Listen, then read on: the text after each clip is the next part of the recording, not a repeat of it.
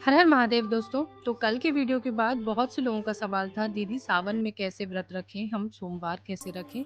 तो चलिए आज के ब्लॉग में बताती हूँ। और यदि 16 सोमवार व्रत के लिए जानकारी चाहिए है तो इसके पहले मैंने जो ब्लॉग डाला है उसे चेक कर लें। स्टार्ट कर रही हूँ पूजा से और आपको बताती हूँ नियम। तो शुरुआत वैसा ही करनी है, आपको नहा के संकल्प लेना है। पूजा में आपको जैसे मैंने बताया था वैसा ही संकल्प लेना है, बस आपको क्या खाना है वो भी आपको संकल्प में बोलना है। एक टाइम आप चाहे तो भोजन कर सकते हैं। वैसे शिव जी के उपास में मीठा खाना चाहिए, लेकिन अगर नहीं होता है तो एक टाइम आप फलाहार ले सकते हैं। मॉर्निंग आप अपनी पूजा पाठ निपटाइए, शाम को आप अच्छे से पूजा करिए, उसके बाद अपना फलाहार लीजिए। शाम की पूजा भगवान को महत्व रखती है, इसलिए शाम की पूजा भी आप करिए बहुत अच्छे से।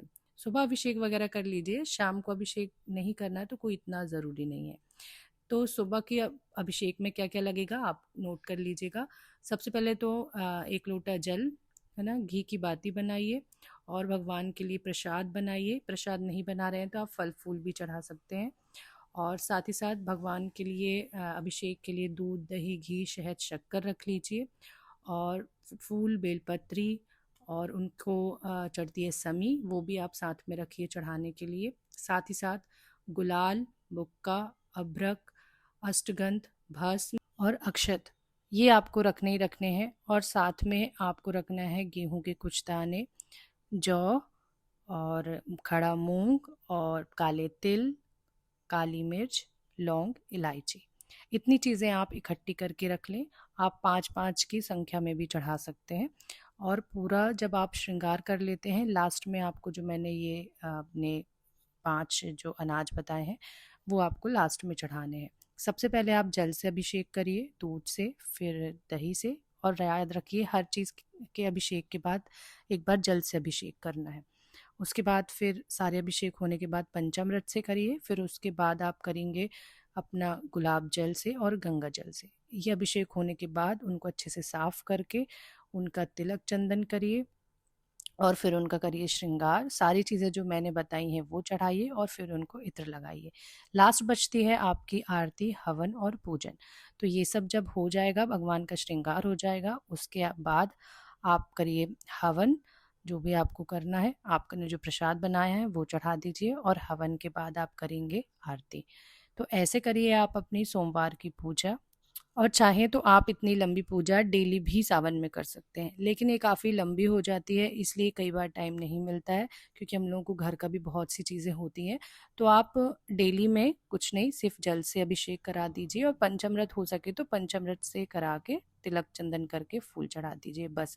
इससे ज़्यादा लंबी नहीं करना है तो मत करिए, पर सोमवार के सोमवार आप पूरा अभिषेक ज़रूर करिए। तो ये थी भगवान शिव की पूजा सावन में। कई लोगों ने मुझसे महीने भर का भी पूछा था, तो बता दूं अभिषेक ऐसा ही करना है महीने भर। आपको पूरा लंबा नहीं होगा तो आप थोड़ा छोटा कर लीजिए उसको। और साथ ही साथ क्या खाना है, तो क्या खाना है ये आप पे डिपेंड करता है। आप चाहें तो मीठे पे भी रख सकते हैं, क्योंकि शिव जी को मीठे वाला रखा जाता है व्रत। और अगर नहीं होता है तो देखो महीने भर तो मुझसे बहुत टफ हो जाता है, तो मैं एक टाइम पे फलाहार ले लेती हूँ और एक टाइम शाम को मैं खाना जो भी घर में बनता है वो खाती हूँ। फलाहार में मैं फ्रूट्स वगैरह ले लेती हूँ दिन में, तो आप भी ऐसा कर सकते हैं। किसी ने मुझसे ये भी पूछा था कि दीदी हम भगवान के भोग में क्या बनाएं। तो देखिए, भगवान भोलेनाथ को बहुत प्रिय है खीर। तो आप मखाने की खीर बना सकते हैं उनके लिए। आप चाहें तो ड्राई फ्रूट्स वाली खीर बना सकते हैं, आप फ्रूट्स के शेक बना सकते हैं और भगवान को चढ़ा सकते हैं। और साथ ही साथ आप फ्रूट्स वगैरह भी चढ़ा सकते हैं। ऐसे करके आप सारी चीज़ें बनाइए और भगवान को भोग लगाइए। मैं भी कोशिश करूँगी कि मैं डेली कुछ नया भोग में चढ़ाऊँ और आपके साथ ज़रूर शेयर करूँगी कि भगवान को क्या चढ़ा रही हूँ।